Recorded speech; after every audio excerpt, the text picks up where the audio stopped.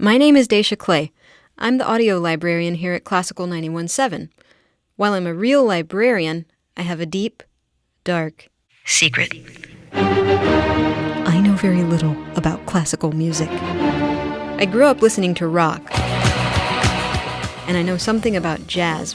But when it comes to classical, the thing is, I want to learn. And as it turns out, I work with people who know a lot about classical music. Every week on this show, one of my coworkers will give me a homework assignment, a piece of classical music they think I should know, and then we'll discuss it. Come learn with me in the classical classroom.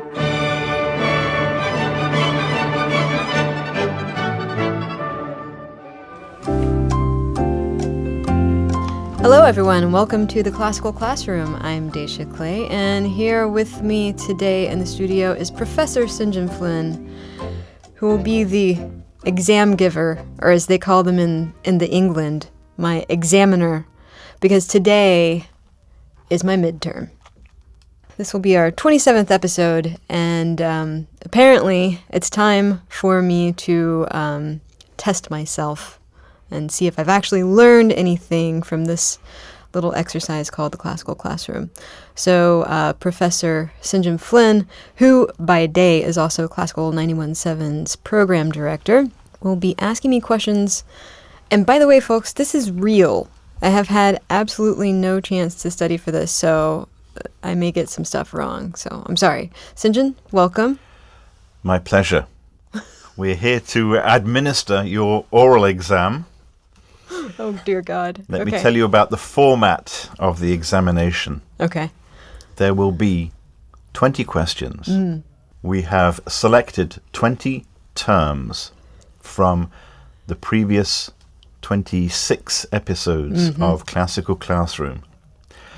I will ask you to define each term, and then we will see whether or not you're correct by playing a clip from the Classical Classroom where the term was defined. Oh, man. So it's kind of like wait, don't tell me, that portion of the show where they, yeah, you know what I'm talking about? Or in your case, it's more like Stump the Chumps with car talk. Okay. I'm ready. I've mentally prepared myself for this. Even though I wasn't able to study before, I was told not to listen to shows, so... Okay. All right, let's do this. Okay. Well, without further ado, the first term that I will have you define, please, is Aria. Okay. I remember this one. An aria is kind of like, I remember it's like the guitar solo in an opera. It's kind of where the singer gets to go off and kind of improvise. No, you're giving... Okay, I think I got this one wrong. I think you started out on the right lines. Okay, damn. Well, let's hear. This, I believe, was from the Classical Classroom that you did with Michael Remsen. Oh, okay. Talking about Nixon in China. Okay. That's an easy question. Yeah. An aria, I mean, really in the most traditional sense, an aria it's a solo, generally speaking. And it is a time when the action of the opera kind of slows down or stops, and where the character can reflect emotionally. Usually it's a place where there's more emotional expression. I see. On the part of the character. Okay, I get like half a point. Well, let's hear another definition from another Classical Classroom, because this may give you a full point. An aria, which is the Italian word for, do you know? Air? Yes, it's the Italian word for air. It's a melody. There's not action happening in aria. It's the time in which the singer gets to just sing and show off. And it's what we sometimes refer to as a stand and sing aria. Like they're just making pretty sounds at this point. Okay. There's nothing happening dramatically. That was Angela Schmidt from one of the really early episodes. Yeah. The point that I think you were getting at is that it's when the action stops. Well, I think we'll give you 3/4 of a point. Okay, 3/4 of a point. You weren't quite there. Okay. But you were part of the way there. Okay, all right. All right. Fair enough. Good. Okay, so I'm ready. Question 2. The second term we'll ask you to define then is Bel Canto. Bel Canto is... okay, hold on. I got this. It's, isn't it like very sort of pretty opera? It's like sort of fluffy. Start by trying to define that term, Bel Canto. Bel What does it mean? Canto. It means pretty singing. Okay, beautiful singing. Yeah, and so it's I remember Angela Schmidt and I talking about this in that early episode. We had a whole episode that was dedicated to Bel Canto, and we talked about how back in ye olden days, Ye olden days. ye olden Right. days, that the opera singers would sort of she likened it to Mariah Carey, who has these little solos in her work, and it's very like pop music. Bel Canto isn't, from what I recall, it's not super serious in its subject matter. It's a little fluffier. Aren't they comic operas, generally speaking? Some can be, Okay. but let's take a listen to the definition. So bel canto is an Italian phrase that means well sung, but it is an entire style of opera. Okay, so it had its heyday in the early to mid 19th century. Bel canto came about because opera had reached a point where opera singers were like the rock stars of their day.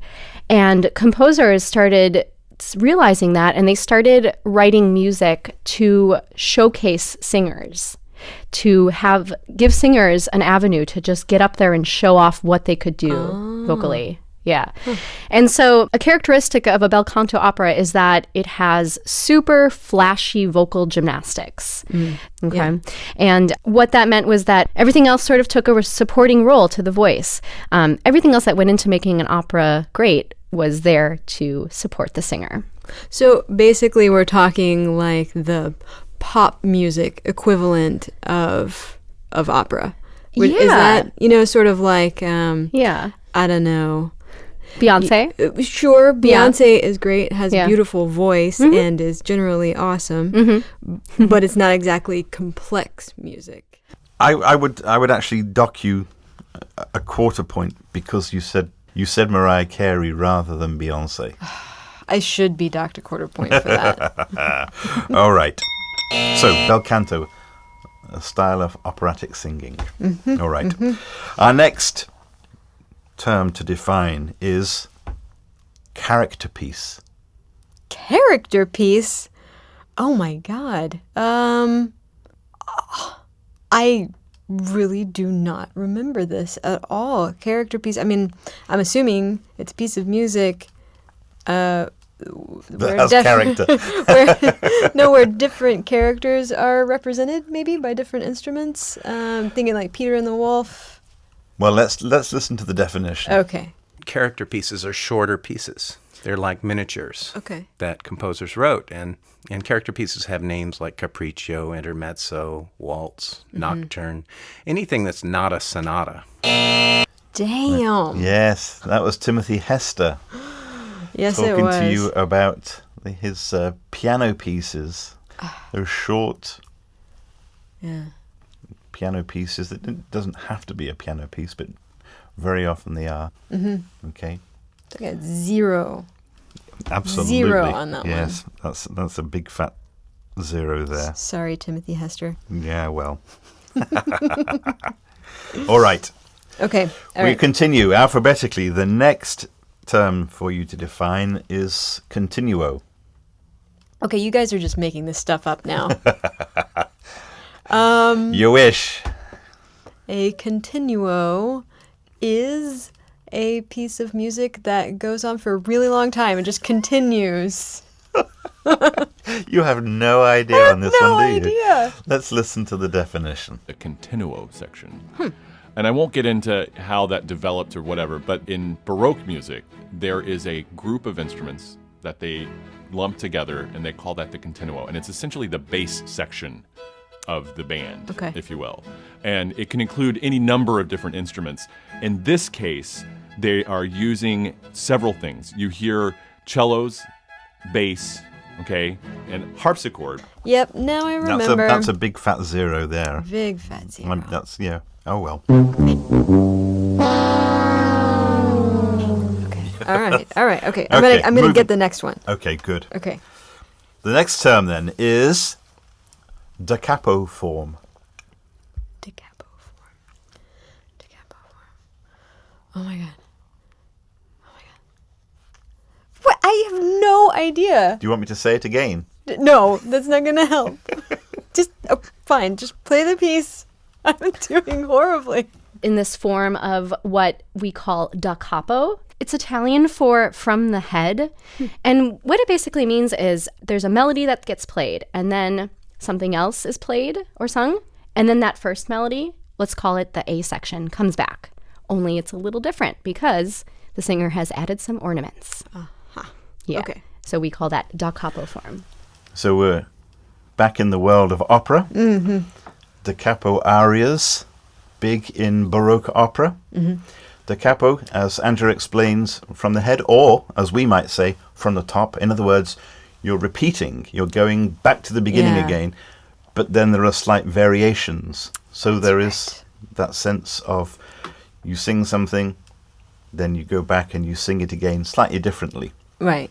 Yeah. Okay. I remember now. Not that it helps with my grade, Yeah, but I remember. That's another big fat Oh zero. my god. Oh, well. This is terrible. Okay. I'm really gonna get the next one. I can feel it. Okay, good. Okay. All right. Because the next one is fugue.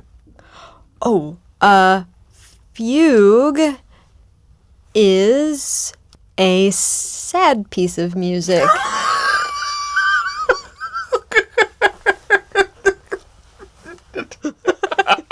Oh my god, his face is turning red. You said that with such conviction, and yet it's so wrong.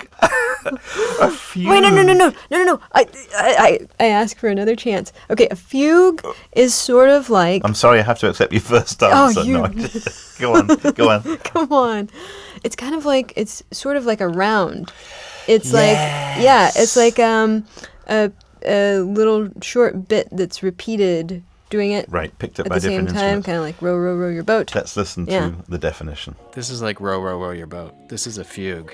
This is where these guys are singing the words Pleni sunt celli, which don't ask me what that means. I forgot.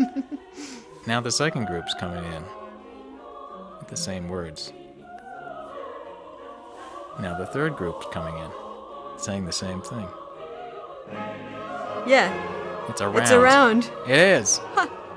He was a master at that. So I got one right.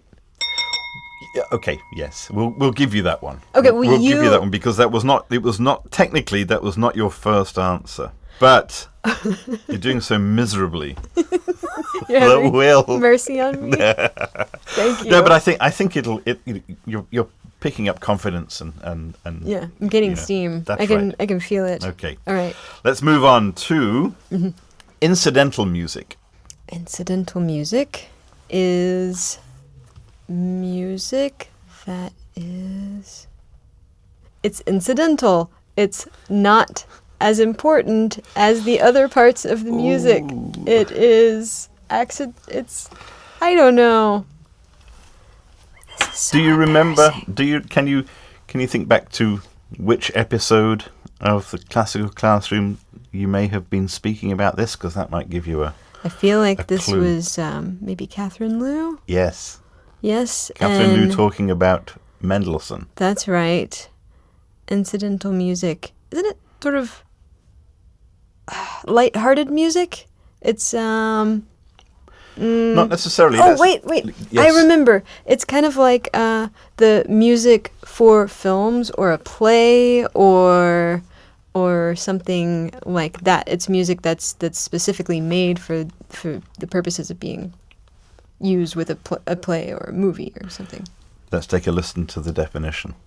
Incidental music, which means music written usually for another form of art. Okay. So music written for the stage, for the theater in this case. You could say it's written for dance, or video games would be considered incidental music, and movie music is also considered incidental music.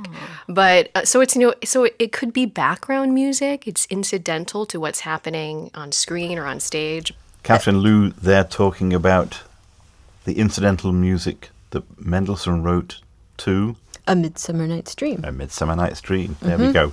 Good. I think I think you deserve a point for that. Yay! Go me! Woo! Well done. Thank you. Okay. Thank you. Our next term is leitmotif. Ooh, this one I know because it has to do with Star Wars. It is. It is. Okay, so leitmotif is just a sort of short.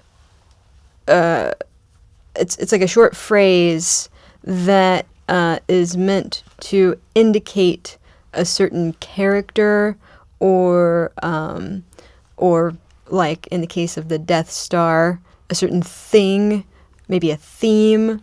In music, like Darth Vader is dun dun dun dun dun dun dun dun, dun. And that's the Imperial March. That's his. I'm Yeah. impressed. Thank I'm you. impressed. Thank you. And in fact, this is the episode that you did with Brett Mitchell. That's right. Wagner certainly wasn't the first person to use a melody to evoke a particular character or particular idea, leitmotif, because what John Williams does throughout the Star Wars score is basically use a whole bunch of leitmotifs to depict various characters. Good. Well done. Thank you. If you can continue to relate these terms to Star Wars in some way, I will get the rest of them right. Okay, well, we can do that with the next term, I think. Okay, great. Neoclassicism. Oh, neoclassicism. Well, it's new classicism. It's sort of a new spin on what was classical. Okay, good. Yeah. And can you give us a context for neoclassicism? A context for neoclassicism. Can you remember the episode of the Classical Classroom in which you discussed neoclassicism? Let me take myself back there.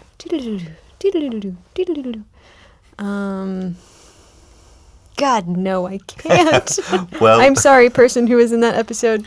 maybe this will refresh your memory. Okay. Called Neoclassicism, and it was a movement in music at the early part of the 20th century where composers were experimenting with harmony and with rhythm, and they were really pushing the envelope in a variety of ways. And so by using a little bit of the traditional with a little bit of the modern, that mixture, theoretically, that composers felt that it would make it more accessible. So I think we can give you 3/4 of a point because you got that it was a sort of a modern interpretation of the classical. Yeah.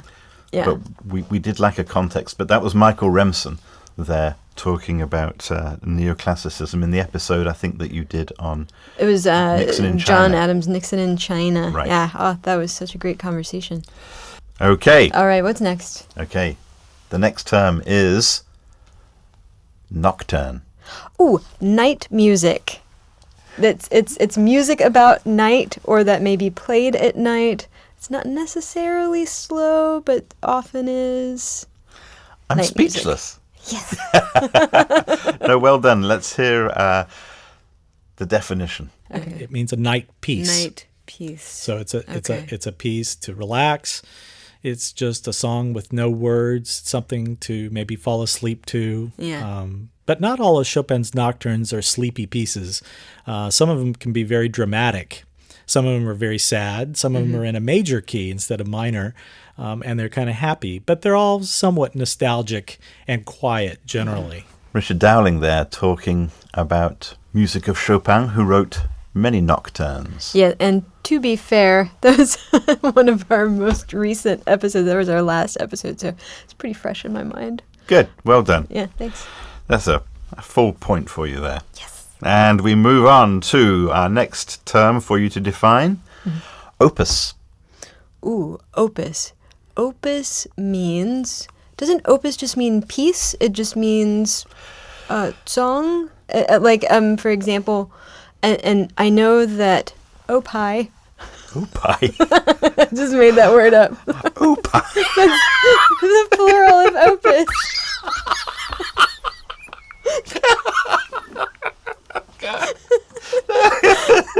You know, the opie.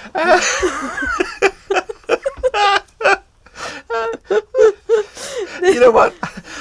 I'll give you a point just for the boldness of that. Opie. The plural of opus is opera. Oh, really? Yes. No. It means, it's from the Latin term opus, meaning... Well, let's listen to the definition. Okay, let's. Opus just means work. Yeah. You know, sometimes I think that the American public who goes to concerts looks at op.9 no.2 and thinks it's a website address or something, you know. What does that is mean? strange You notation. know, opus is just Latin. It means work. Okay. And it's a publisher's designation for the chronological order. I also remember him saying that you can sort of tell how early in a composer's life a work was written by how small or large the number is. Right, because it's a chronological cataloguing Yeah, of the yeah. of the works. Good job, though. I think Thank you. I'm inclined to give you 3/4 of a point. 3/4. Well, you said piece. Okay. It's But I made up a new word. Well, okay, I'll give you a full mark. I'll Thank give you you. a full point Thank then, you. because that was pretty good. Opie. Not an Opie. actual Opie. word, students. All right. Moving right along, our next word also begins with the letter O, ornament.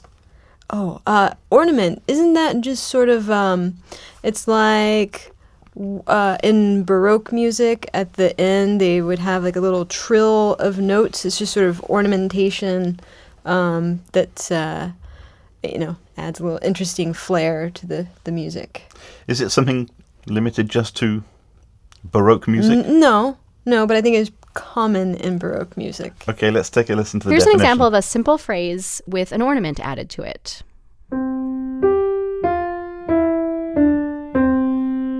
Okay, kind of simple. How about this?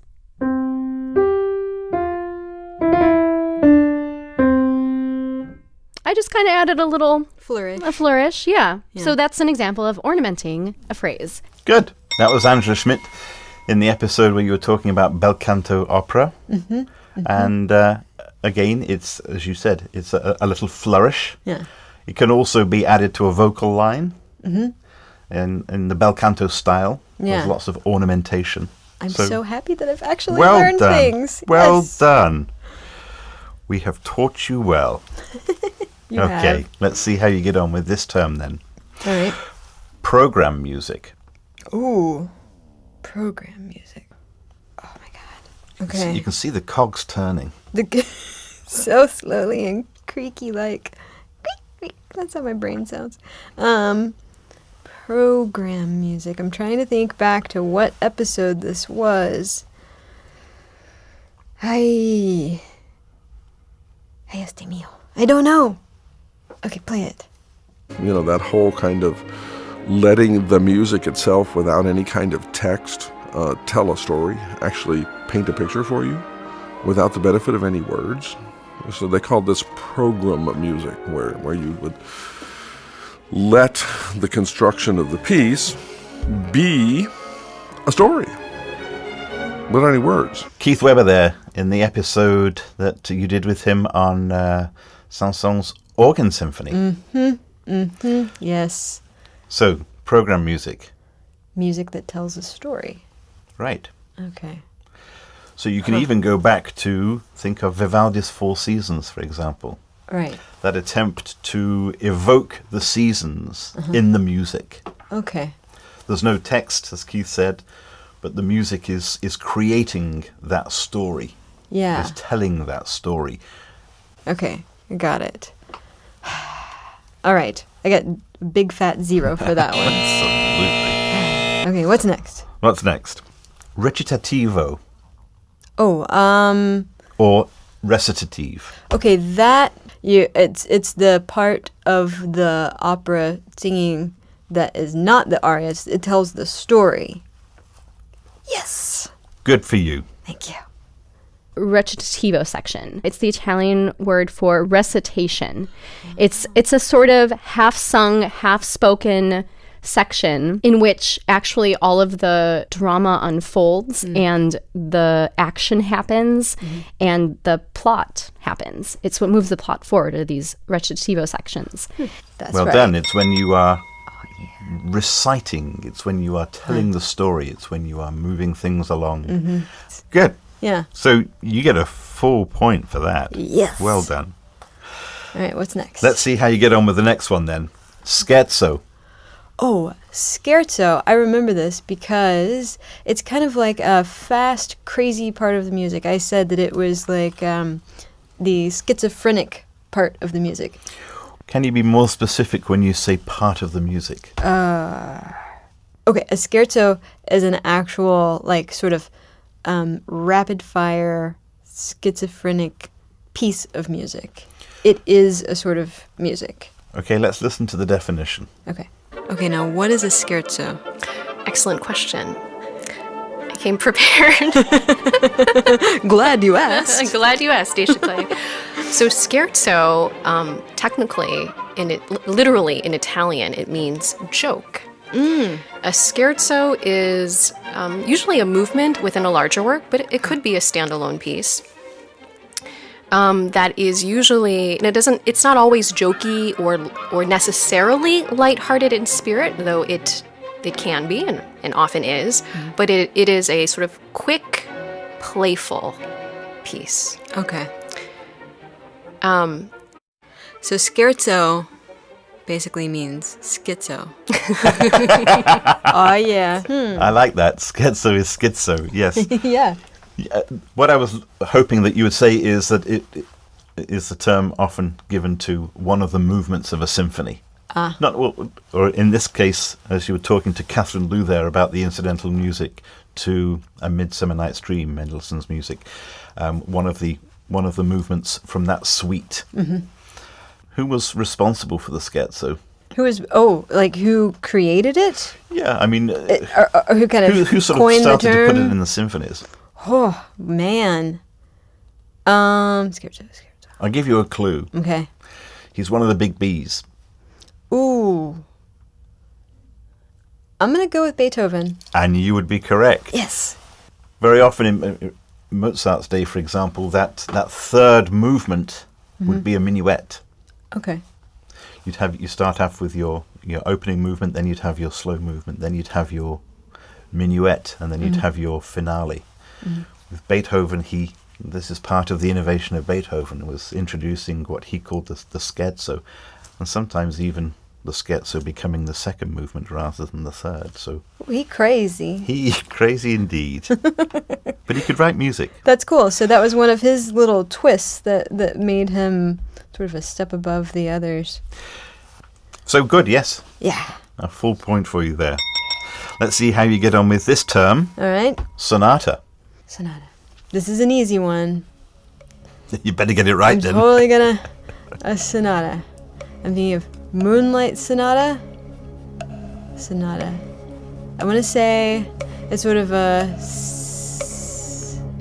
melodious, slow piece. That is my guess. Final answer. Let's take a listen to the definition. Sonata it's actually a word that means sound. Okay. You know, it's a sounding piece. Yeah. But usually what we think of it is it's a form of music that has an A, a B, and then a return. You know, it's like an exposed area of new material that has a couple of ideas, then an area where that's developed by changing harmonies and manipulating those two ideas, and then it comes back home to the original material. Okay. Toward the end. Okay. So I was off. You were off. That's Tim totally Hester off. there talking about sonata. Yeah.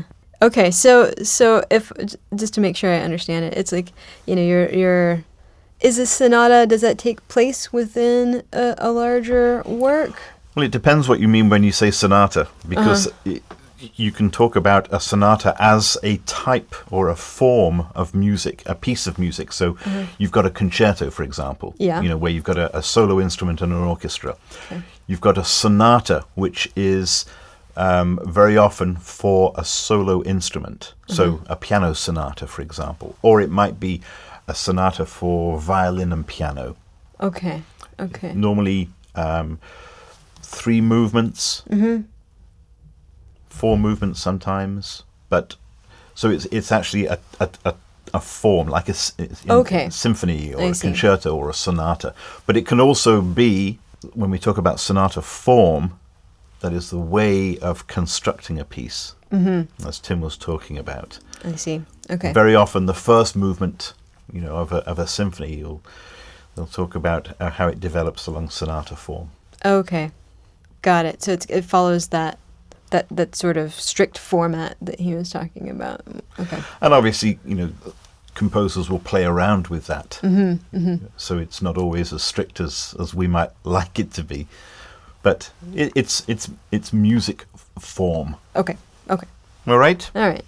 So we didn't get anything. I there. got nothing You got there. nothing there. Nothing. Okay.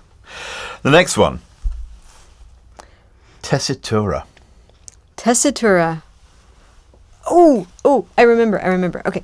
So tessitura is sort of like the feeling of the sound of an instrument. Let's take a listen to the definition. Tessitura, which is kind of a musical term that's tossed around from time to time. But what that actually means is kind of the character of each different part of the range. So if you think about like a violin playing way up high, it gets this shimmery, beautiful, light sound. Whereas you could have that exact same note on the flute, and it would sound very loud and piercing and penetrating, just because, Hey, watch it. because of the tessitura of those instruments. Nailed it.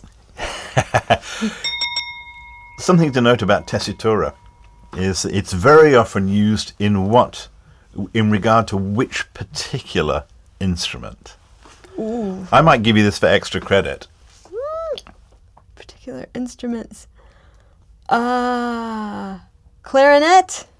I just said an instrument. I have no idea. Actually, it's an operatic term as well. Oh. Everything's an operatic term. Describing a voice quality. Mm-hmm. When we talk about the tessitura of soprano or a mezzo, etc. So Okay. But you're right. It is the voice as an instrument. All right. Okay. Nice. Good. So we give you a point there. Yeah. Okay. On to the next one. Theorbo. Theorbo. Theorbo. The theorbo is an instrument. Oh. Yes. Off to a good start. It is a Baroque instrument. It is a string instrument, but it has a really bassy sound. It sounds really chunky when you play it. It sounds like really like, yeah. So what sort of family of instruments would you associate it with? Renaissance fair instruments.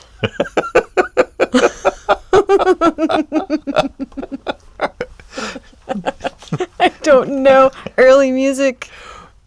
What family of instruments? Oh, string instruments.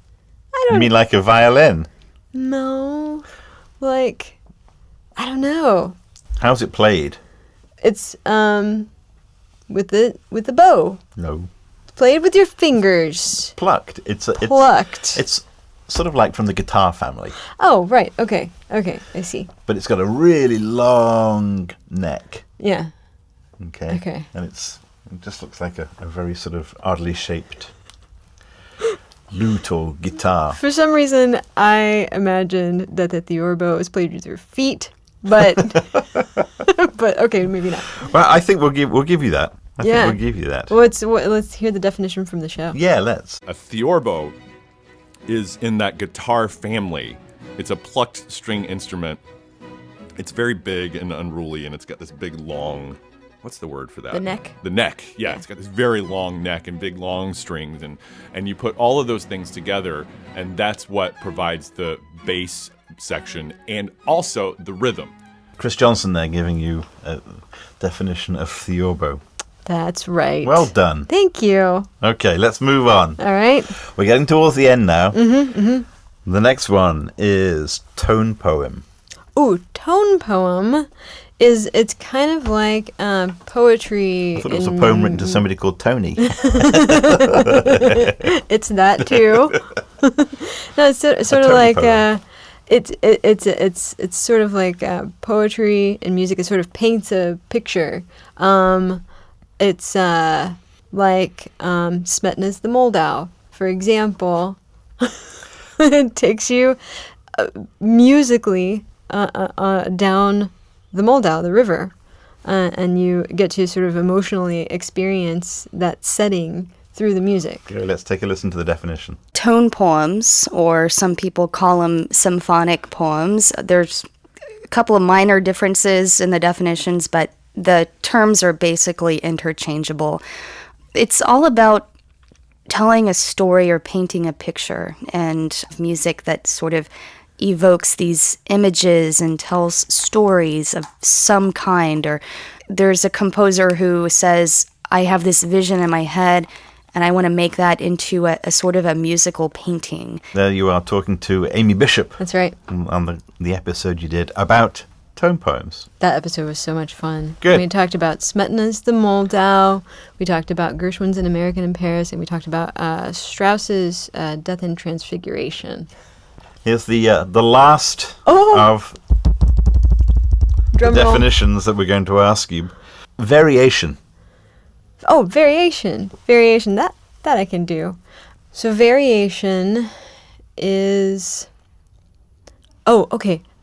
Like Mozart's... I can't remember the French words, but it was basically Twinkle, Twinkle, Little Star, and he took it and he sort of did it in many different ways. He played with the melody, and he played with all of the different components of the little song, and he turned it into like 12, I think it was 12 different variations on that piece of music. And the music itself is still recognizable, like you still know it's that particular song, but the composer has changed it up so that it's different. Let's take a listen to the definition. Okay. Well, variation is not... It's pretty simple. You take an idea and then you say, okay, what are the musical parameters I could change while still recognizing this idea? I could change the tempo. I could change the volume, the dynamic. I could change the key. I could change the mode. I can make it minor or I can make it major. I could... flesh out the melody with more notes in kind of in between them, or I could simplify it and make it like just like the important notes, but I could still recognize it. So, and it doesn't matter what melody you have or where you are historically as a composer, what your language is, the musical parameters are the same, really. There you are talking to Daniel Webben. Yep. What was that episode about? That was the episode that we did on the remix. That's right. Yeah, and how classical composers did it way before DJs. You mentioned Mozart and his variations on Twinkle, Twinkle, Little Star. Can you name any other sets of variations? No, I cannot. How about if I prompt you? Glenn Gould? Oh, the Goldberg variations. There we go. By? Yeah. Bach. Yeah. Okay. I even said it right. Yes, you did. Well done. So what's my score? You've had 20 definitions, 20 terms to define, and out of a possible 20 points, you have scored, Dacia Clay, 14 1/4 points. Oh, that is rough, man. So that's like a C+, isn't it? 71%. That is... Are you pleased or disappointed? You sound disappointed. I'm disappointed. I thought I had learned more than that, but... Well, you know what this means. I have a lot of studying to do. There are many more episodes of the Classical Classroom to come. That's right. So don't worry, audience. There will be many more to come, because apparently I still have a lot to learn. Well, Sinjin, thank you for coming on and being my examiner today. Much appreciated. It's my pleasure. Glad to be here. I'm glad you got to laugh at me. Everyone, if you have a particular question or a topic that you would like to hear addressed on the Classical Classroom, feel free to send me an email at dclay@classical917.org. If you'd like to hear past episodes or see what's coming up on the show, go to classical917.org/classroom. Thanks for listening, and we'll catch you next time.